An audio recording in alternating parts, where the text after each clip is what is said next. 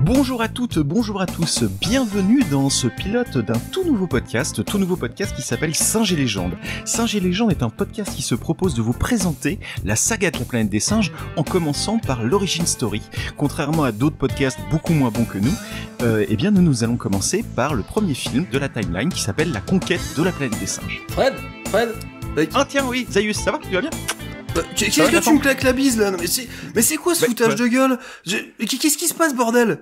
Je lance mon podcast, je t'avais pas dit, mais je lance mon podcast sur la planète des singes. Je suis super content, super excité, c'est vraiment une grande aventure qui commence là. Mais c'est Cornelius Enzira, le podcast sur la planète des singes, t'en faisais déjà partie, qu'est-ce que t'as besoin de... Attends, là je comprends rien.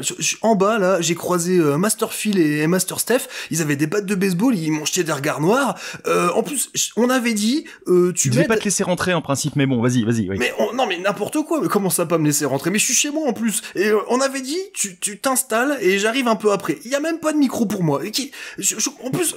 Non, parce que là, je t'explique, si tu veux, c'est mon podcast, en fait, c'est mon podcast sur la planète des singes. Mais n'importe quoi, mais en plus, je suis désolé de te dire ça, hein, Fred, mais Singes et Légendes, c'est nul comme titre, c'est nul. Déjà, les podcasts avec machin et machin, c'est nul. Pourquoi pas Geek et Primate, tant qu'il y est. Ah, vraiment, il est très bien. De toute façon, tu vas pas m'embêter, c'est mon podcast. J'ai dit, voilà, c'est mon podcast. Tu sais quoi, je vais pas lancer le générique, le temps de te foutre des tartes dans la gueule, tu vois, voilà ce qui va se passer. Non, tu vas rien faire du tout parce que c'est mon podcast, d'accord? Okay. Je t'emmerde. Non, c'est moi qui t'emmerde. C'est mon podcast. 4 quartiers de noblesse, je te rentre pas le respect. Dans la gueule, d'accord? We cannot be free until we have power. Ape management is in the hands of the apes. Many officials are either dead or held hostage, and the main band of rioting apes are at this very moment marching on the city. It's been established that the ape mob is under the command of a supernormally intelligent chimpanzee who has acquired the power of speech. If we lose this battle, that's the end of the world as we know it. We will have proved ourselves inferior, weak. Then all those groveling cowards who are alive when the battle is over will be the weakest of all. This will be the end of human civilization, and the world will belong to a planet of apes. The king is dead. Long live the king! Where there is fire, there is smoke.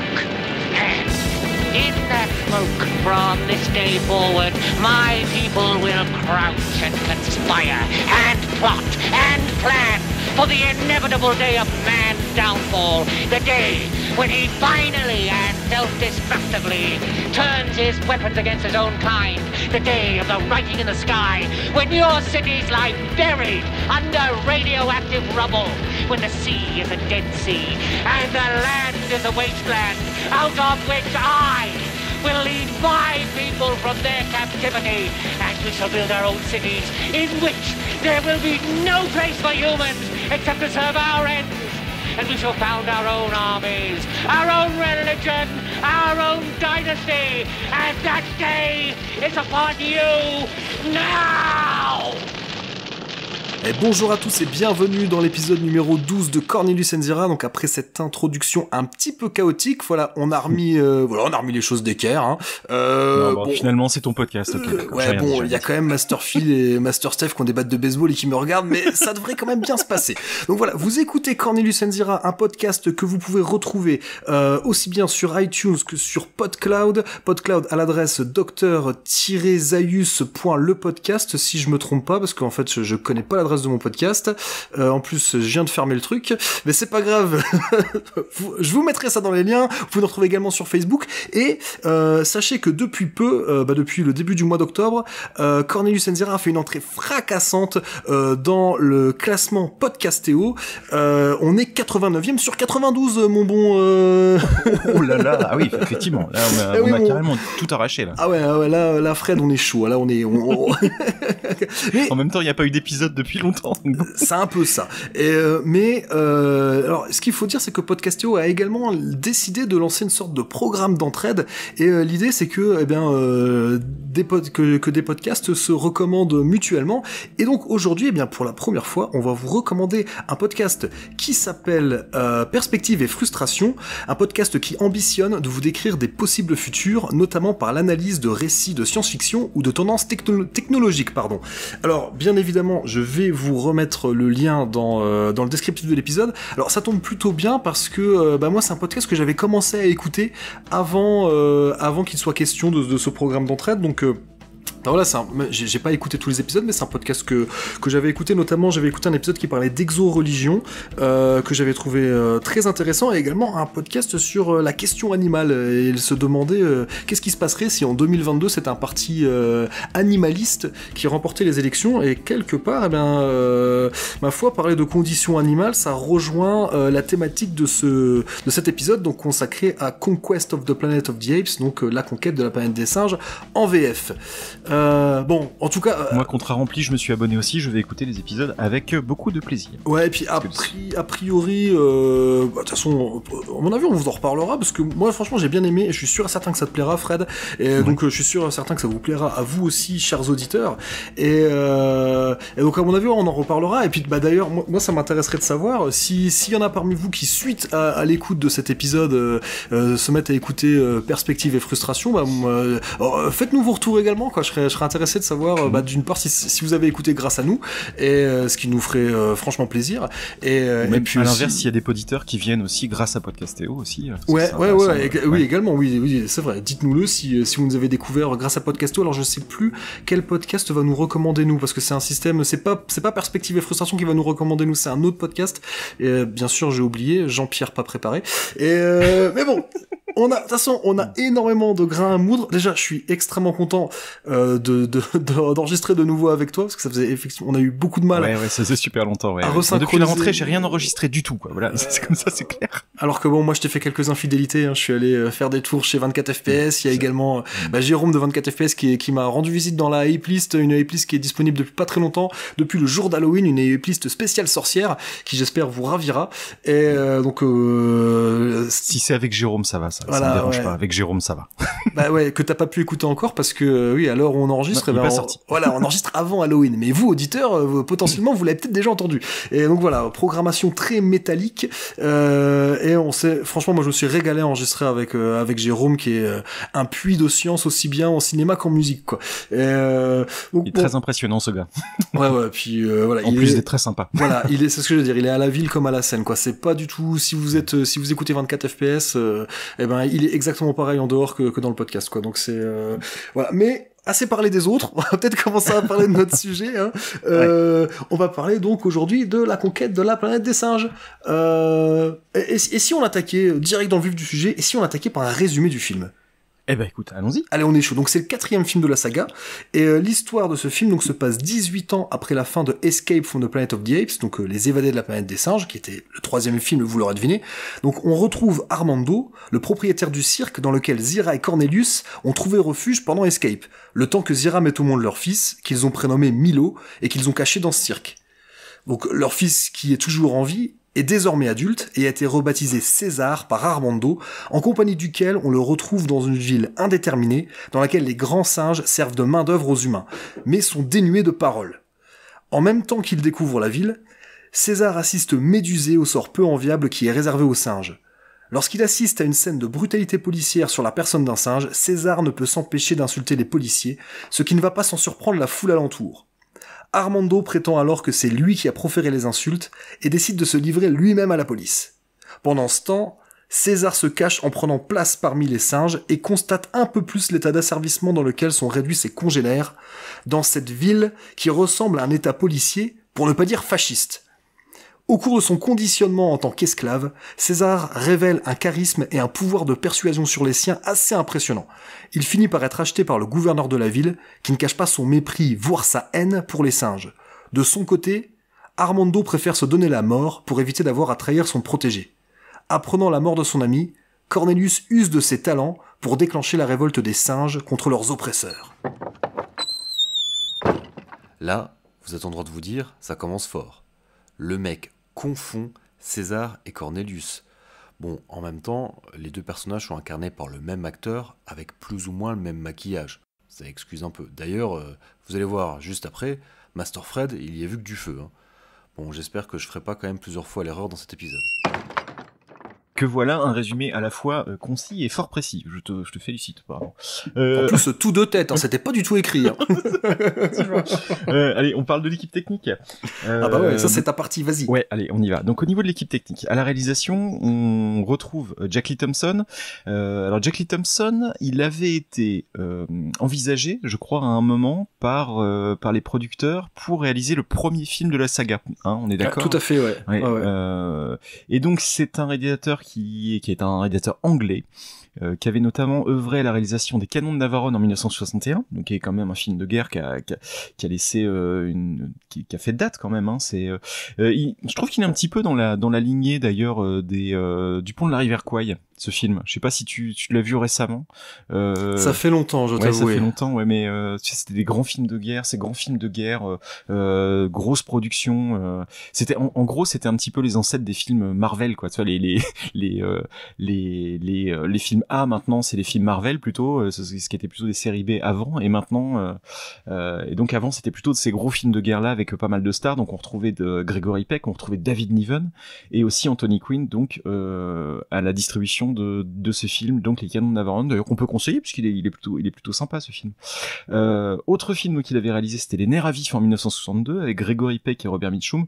Là c'était un film noir qui est vraiment très très bien à mon avis. C'est un film que j'ai vu pas mal de fois et qui a été remaké en 91 par Martin Scorsese, donc sous le même titre, Les Nerfs à vif. Et donc c'est un film avec Robert De Niro, qui est pas un film qui a une très très bonne réputation comme film de Scorsese, mais moi comme j'aime bien tout ce que Scorsese a fait, il pourrait filmer ses vacances, que j'aimerais bien quand même. Voilà, pour vous dire à peu près mon niveau d'amour pour Scorsese. Voilà, tu l'as vu aussi celui-là Non, c'est que j'ai vu ni l'un ni l'autre. Voilà, donc je suis étalage de mon absence de culture. Ok, d'accord. D'accord. Non, c'est vraiment dans la lignée des films noirs. Bon, même si c'est un film noir tardif, puisqu'on est sur 1962. Hein, les films noirs, la période des films noirs, c'est plutôt 45-55, on va dire, dans ces eaux-là. Mais c'est vraiment un chouette film. Ensuite, il avait réalisé aussi Taras Bulba en 63. Alors là, que je vais pas vous mentir, que j'ai vu, mais il y a trop longtemps pour pouvoir m'en souvenir et vous en parler vraiment. Moi, je l'ai vu aussi quand j'étais gamin, mais j'étais très client de péplum quand j'étais gosse, toujours maintenant. Ouais. Mais même si c'est pas un péplum, mais voilà, les films historiques, pas très crédibles, parce que qui est-ce qui incarne Taras Bulba? C'est Yul Brynner. C'est Yul Brynner qui faisait Taras Bulba. Ouais, donc si ça va encore, il peut encore être plus ou moins crédible. C'est sûr. Parce que Taras Bulba, c'est un cosaque, hein, si je dis pas de conneries. Ouais, c'est ça, t'as raison, absolument. Et il y a Tony Curtis, par contre, à côté de lui. Bon, Tony Curtis, c'est un peu plus compliqué de le faire passer pour un mongol. Ça va être un peu plus difficile, effectivement. Now, add a motion picture to the wonders of the world. Harold Hex, Taras Bulba.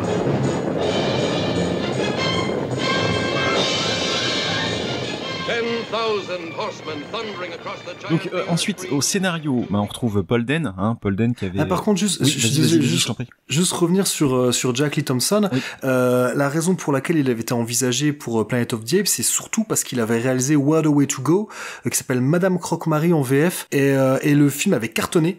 Et donc c'est voilà, Arthur P. Jacobs s'était dit on change pas une équipe week-end, donc il le voulait pour Planète, et c'est Jack Lee Thompson qui avait finalement refusé le projet, ce qu'il avait amèrement regretté, parce que le film qu'il a réalisé pendant le tournage de Planet of the Apes, c'est McKenna's Gold, et qui était selon lui not nearly as good as Planet of the Apes, donc en gros qui arrivait pas à la cheville de la planète des singes. Ouais. Et puis d'autre part, il a regretté parce qu'il a adoré ce qu'a fait Schaffner. Puis bon, aussi d'un point de vue financier, quoi. Il a pas. Sûr, Et ce qui a entraîné. Alors ça, je sais pas si toi tu l'avais noté, mais ensuite Jack Lee Thompson a eu des gros problèmes de poisson et du coup il est rentré en Angleterre pour se soigner. Et donc ensuite on lui a proposé le scénario de Beneath the Planet of the Apes, donc le secret de la planète des singes, qu'il avait refusé parce qu'il avait pas aimé le scénario. Mais bon, on va pas lui jeter la pierre. Hein. Et comme il avait raison. Ils avaient tourné aussi The Chairman aussi, je sais pas si tu l'as en 69 aussi. Arthur P. Jacobs avait aussi produit ça, donc Abjack aussi était à la production de cet autre film de. Ah ok. De Jackie Thompson, oui. Ok, mais est-ce qu'il a également refusé Escape? En fait, c'est chaque film lui a été proposé. En fait, il en a réalisé 2, mais en fait, on lui a proposé les 5. Okay. Et Escape, il l'a pas aimé parce qu'il trouvait qu'il y avait pas assez de singes dans le scénario.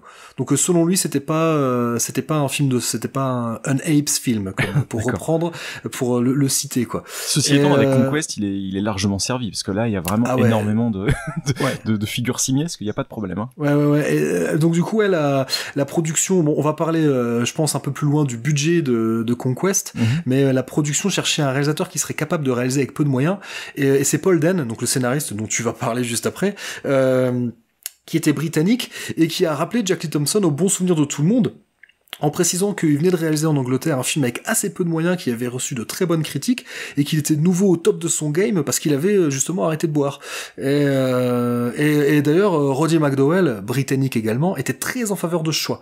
Donc, et comme Arthur P. Jacobs, qui je pense avait quand même conservé de l'estime pour lui, donc bah voilà, quand t'as le producteur, le scénariste et le premier rôle qui vole un réalisateur, ça facilite un peu sa venue, quoi. Ouais, j'ai lu que sur certains articles sur Jackie Thompson qui disait que c'était un yes man, en fait. Je suis pas du tout d'accord, en fait, avec ça, moi. Ouais, bah surtout que ce qu'il a fait, c'est sa période britannique, enfin son retour au Royaume-Uni, donc à la fin des années 60, début des années 70. Ouais, il a signé des films qui étaient des films politiques, qu'on gagnait pas mal d'awards, et que c'était pas des films commerciaux, quoi. Ouais. Alors ouais, c'est un peu surprenant. Ouais, ça, je l'avais pas lu, mais c'est un peu dur. Je trouvais que c'était un peu dur de le qualifier de yes man. C'est vrai qu'après, peut-être un peu à cause de, peut-être que sur Battle, le 5e film, là, il aurait peut-être mieux fait de dire non. Mais ça, on en parlera dans un futur épisode. Donc, photographie. En directeur de photo, on retrouve Bruce Surtees. Je dis on retrouve parce que, en fait, on le connaît. Alors, c'était assez marrant d'aller un peu plus loin, chose que moi, hormis les réalisateurs, je fais pas très souvent, en fait, d'aller voir plus loin ce qu'on fait des directeurs photo, par exemple. Et donc, le directeur photo Bruce Surtees, il a signé la photo de tous les films de Clint Eastwood jusque Pale Rider. Il a notamment beaucoup travaillé avec Don Siegel, et Conquest, c'était son 5e film. Et il a été nommé aux Oscars pour son travail sur le film Lenny de Bob Fosse en 74. Et ce qui est, alors c'est marrant parce que si tu veux, quand j'ai regardé sa filmo, je me dis ah ouais, mais Lenny, donc c'est un film en noir et blanc sur le monde des stand-up. En fait, Lenny Bruce, donc le personnage principal de ce film, c'est l'inventeur du stand-up. C'est reconnu comme tel aux États-Unis. Et donc dans ce film, c'est Dustin Hoffman qui l'incarne. Et donc c'est un noir et blanc très pur. On parlait tout à l'heure de film noir, tu sais, c'est très très contrasté comme noir et blanc, comme photo. Et il y a vraiment un super beau travail qui a été fait là-dessus. Et quand j'ai lu ça, je me suis dit ah ouais, mais évidemment quoi, elle avait dans Lenny, c'est fantastique le travail qu'il a fait, et il a été nommé aux Oscars pour ça. Ah ouais, bah tiens, tu me donnes envie de le voir. En plus, j'adore Dustin Hoffman. Ouais, il est vraiment chouette. Il est vraiment chouette, ce film. Tu sais, comment dire, ça me fait penser à Larry Flint, ce genre de film de biopic. Ouais, tu sais, avant la vague des biopics, bon, il y en a beaucoup qui sont chiants quand même. On va pas se mentir. Dans les années 2000. C'est pas mon style préféré non plus. Mais celui-là, en tout cas, est assez chouette. Personnage assez autodestructeur. Il est vraiment sympa. Ensuite, donc montage. Marjorie Fowler et Alan Jaggs. J'ai pas retrouvé grand chose sur eux. Je sais pas si t'avais quelque chose sur eux. Non, c'est ta partie. De ton côté, voilà. Ensuite, donc décor, direction artistique. Philip Jeffries, donc qui avait travaillé sur le précédent Planète des singes. À la production, Arthur P. Jacobs. Producteur associé, Frank Capra Jr. Et donc c'est produit, les sociétés de prod, c'est la 20th Century Fox et Abjack Production, donc la boîte de prod de Arthur P. Jacobs. On est d'accord là-dessus, hein. Ouais, on est tout à fait d'accord, même si il y a eu ça a été un petit peu chaud quand même, mais j'en reparlerai peut-être un peu après. Ouais. Dans toute la partie pré-prod, les rapports commençaient un peu à se tendre entre Abjack et la Fox, même si la Fox a produit les 5 films. Oui. Mais ça commençait à devenir un peu compliqué, mais à la rigueur, j'en reparlerai peut-être un peu après. Alors si tu veux, on peut mettre un petit peu en contexte, dire que la Fox était à une période assez difficile de son histoire, parce qu'on avait parlé de l'échec de Cléopâtre, donc 10 ans avant, en 63. Il y avait aussi Dr. Dolittle qui s'était un peu planté. Tora aussi, qui était Tora, voilà, qui avait coûté très cher à l'époque. Et en gros, le studio était dans une situation un poil difficile. Il y a eu un changement de direction, au niveau du studio, ce qui fait que la politique des studios, c'était plus de produire des petits films de série B qui allaient pas coûter très cher, mais qui allaient rapporter gros. Et les films de la série de la Planète des Singes, après le premier film, donc et notamment le volet dont on vous parle aujourd'hui, ce sont des films qui sont tout à fait dans ce contexte-là. Donc des films qui vont coûter pas cher et qui vont rapporter gros. Cependant, ça n'empêche qu'il y a quand même un sous-texte politique sur lequel on reviendra. Ça, c'est assez évident. Ouais, c'est impossible de ne pas l'évoquer quand on parle de... Bien sûr. Parler de la conquête de la planète des singes sans parler du sous-texte politique, faut juste avoir eu de la merde dans les yeux. Ouais, non, c'est évident, c'est évident. Ce qui est parfois notre cas, hein, ça vraiment des trucs qu'on voit pas, mais c'est ça. D'ailleurs, si vous voyez des trucs qu'on n'a pas vus, dites-nous-le. Oui. Ou si on surinterprète aussi, c'est arrivé, on nous l'a déjà dit. On est aussi capable de ça. Oui. On est capable de tout. C'est exactement. Et donc le film va sortir donc le 30 juin 1972 aux États-Unis et le 9 août 1972 en France. Est-ce que tu as des choses à ajouter sur l'équipe technique ou est-ce que je passe tout de suite au cast ? Allez, on caste. On y va. Alors au cast, on retrouve Roddy McDowall, bien évidemment. Je dis bien évidemment parce qu'il était dans tous les films, sauf Beanies, parce qu'il réalisait son premier film. Sauf Beanies, on est d'accord. Et là, c'est vraiment le premier film dans lequel il est. Tout le film en fait va être sur ses épaules. Là, on est d'accord avec ça. Hein. Enfin, t'es d'accord avec ça. C'est la première fois qu'il a le premier rôle, ouais. Et puis c'est la première fois aussi qu'il n'interprète pas Cornelius. Voilà, exactement. Donc c'est effectivement, comme tu l'as précisé tout à l'heure dans ton résumé. Donc c'est maintenant en scène, comment dire, le protagoniste principal, c'est le personnage de César. Donc César, c'est le fils de Cornelius et de Zira, qui ont été tués à la fin du précédent film. Attention au spoil. Non, spoiler. Mais c'est vrai qu'on a oublié de le dire. D'habitude, on le dit toujours. Bon, oui, bien évidemment, on parle du 4e film. C'est sûr qu'on va spoiler les autres. Hein. Et puis celui-là, on va le spoiler également. Donc si vous l'avez jamais vu, si vous avez jamais vu Les Évadés de la Planète des Singes, on vient de vous niquer la fin. Et puis c'est un film qui est sorti il y a 45 ans, bon voilà quoi. Ouais, voilà. Mais sait-on jamais, si jamais vous l'avez jamais vu, il y a un moment, il faudra arrêter l'écoute. Hein. Si vous êtes des nouveaux auditeurs envoyés par les copains de Podcastéo, regardez le film d'abord et revenez après nous voir. Ce sera avec plaisir. Est-ce que tu as d'autres choses à dire par rapport à l'ami Roddy McDowall ? Ouais, j'ai quand même. Alors, Roddy McDowall, en fait, a dit qu'il a beaucoup aimé incarner Cornelius, mais sa préférence revient quand même au rôle de César. Parce qu'en fait, il dit que justement, que César, il l'a composé en s'inspirant à la fois de Cornelius et de Zira. Alors, selon lui, le personnage de César a plus de relief que celui de Cornelius. Même, il a même dit qu'il permet d'apporter plus de touches d'humour. Alors là, je suis pas tout à fait d'accord avec ça, parce qu'en tant que spectateur, tu vois, je trouve que Cornelius, c'est un personnage que je trouve très marrant, en fait. C'est un personnage qui a énormément d'humour. Mais bon, après, j'ai lu ça dans une interview, ça arrive des fois, ça se trouve, c'était mal retranscrit, hein. Puis bon, c'était son ressenti en tant qu'acteur, hein, on va pas le contredire, hein.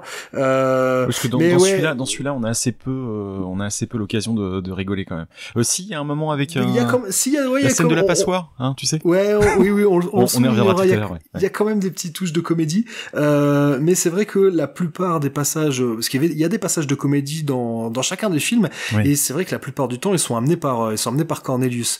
Mais comment là où je suis d'accord avec lui, c'est que oui, le personnage de César a plus de relief que celui de Cornelius, parce que dans le sens où il évolue beaucoup en plus. Puis il y en a un, Cornelius, c'est un archéologue, un archéologue plutôt pondéré dans ses propos, quand César est le jeune chef charismatique d'une rébellion simiesque. Donc oui, forcément, en termes de relief, on est dans autre chose. Enfin, peut-être que tu allais développer autre chose. Qui commence par être, puisqu'il a 18 ans, hein, c'est ça, au début lorsqu'il est amené, Armando l'amène en ville, entre guillemets, il a seulement 18 ans, donc il découvre le monde complètement, et après il était beau comme un enfant. Je venais d'avoir dit. Non mais il va prendre une toute autre ampleur après, au fur et à mesure déjà de ce film. Et puis après, on va en plus retrouver son évolution après dans le dernier film de la saga d'origine, quoi, dans Battle. C'est vrai que pour un acteur qui avait la quarantaine, c'était aussi un challenge d'incarner un singe de 18 ans. Même si les singes atteignent leur âge adulte plus tôt que les humains, mais là je pense que dans le film il est quand même considéré comme un jeune adulte. Je sais pas si toi tu l'as perçu comme ça également. finalement. Oui, c'est vrai, ouais, effectivement. Et puis, en plus, Roddy McDowall avait une carrière vachement longue, puisque c'était un enfant acteur, hein. Il avait commencé, je crois, à une dizaine d'années, c'est ça, hein, en plus, hein. Exact, ouais, c'est un des rares enfants acteurs qui a eu une vraie carrière en tant qu'adulte. Dans How Great Was My Valley, le film de John Ford, Quelle était verte ma vallée, Il me semble que c'est ça, ouais. Que j'ai pas vu depuis des années, et que mon père m'a prêté justement la semaine dernière. Bref, parenthèse fermée. Tiens, autre petite parenthèse, si je peux me permettre, juste pour parler de Kim Hunter, juste un tout petit instant, parce que j'ai vu récemment A Matter of Life and Death de Emmerich Pressburger et attends, je me rappelle plus l'autre réalisateur, de Michael Powell, ça, Michael Powell. Donc Michael Powell, pardon, c'était le réalisateur du Voyeur. Je sais pas si ça te parle, ce film-là. 1960, donc film qui est réalisé en même temps que Psychose et qui est un petit peu le pendant anglais de Psychose. C'est un peu, enfin, entre guillemets, quoi. Je pense qu'il a quand même moins d'importance, le Voyeur, mais c'est un des deux films jalons du film d'horreur et du film du slasher, quoi, on va dire. Ok. En gros. Moi le Voyeur que je connais, c'est un film de Tinto Brass, un film italien avec des actrices pas forcément très pudiques. D'accord. Mais Okay, que je recommande néanmoins. Qui sont pas frileuses, effectivement. Et donc pour revenir à Kim Hunter, donc qui joue dans Matter of Life and Death, film qui est passé très récemment sur Arte et que j'ai découvert, et donc c'est très très sympa de découvrir. Donc c'est un film de 1946 et c'est très sympa de découvrir une jeune Kim Hunter avec ses yeux bleus magnifiques. Et c'était une des premières fois vraiment consciemment que je la voyais dans un rôle autre que celui de Zira, quoi. Et c'est vrai qu'elle y est très très bien, aux côtés de David Niven dont on a parlé tout à l'heure lorsqu'on a évoqué Les Canons de Navarone. Mais c'est vrai que c'est intéressant que tu parles de Kim Hunter parce que précisons-le, c'est le premier film de la saga sans elle. Exactement. Mais elle aurait pu être là parce qu'on lui a proposé le rôle de Lisa. Ah ouais. Un rôle qu'elle a, donc Lisa qui est, on va dire, le love interest et qui va devenir l'épouse de César. Incarnée par Nathalie Trundy, ouais. Donc. Exactement, donc Nathalie Trundy qui pour le coup elle est l'épouse de Arthur P. Jacobs et qui elle a joué non, elle joue pas dans le premier, non. Mais elle joue dans les quatre suites. Et ouais voilà, donc ils auraient pu réunir de nouveau le couple, quoi. Donc après Cornelius and Zira, ça aurait pu être César and Lisa. Mais voilà, quoi. C'est vrai. Ouais. Et donc Nathalie Trundy, tiens, tant qu'on en parle, effectivement comme tu l'as dit, elle était donc c'est la 3e fois qu'on la retrouve dans la saga Planet of the Apes. Donc sans masque, elle était donc elle incarnait le docteur Stephanie Branton dans Les Évadés et la mutante Albina dans Le Secret de la Planète des Singes. Tout à fait. Hein. Alors on parle rapidement aussi de Ricardo Montalban, donc qui incarne le rôle de Armando, donc Armando qui est le tuteur, on va dire, de César. Même c'est sa figure paternelle. Ouais, c'est son père, c'est ça, exactement. C'est son père adoptif. Ouais, hein. Ouais, exactement. Et il est toujours aussi. Enfin, en plus, on voit vraiment l'interaction entre les deux personnages et elles sont vraiment très émouvantes. Ces premières scènes du film, elles sont vraiment chouettes. Ils jouent très très bien tous les deux. Ouais, mais je trouve que Armando est crédible en ce personnage de. Je trouve qu'il est hyper moderne finalement pour l'époque d'imaginer un personnage qui va prêter autant d'importance à une vie animale qu'à une vie humaine, quoi. Ouais, c'est vrai. Ouais, bon, même si César, on peut comprendre qu'il considère César comme un fils spirituel, parce que César forcément est un être intelligent. Enfin, je dis pas que les animaux sont pas intelligents, mais en tout cas, il peut interagir avec lui, quoi.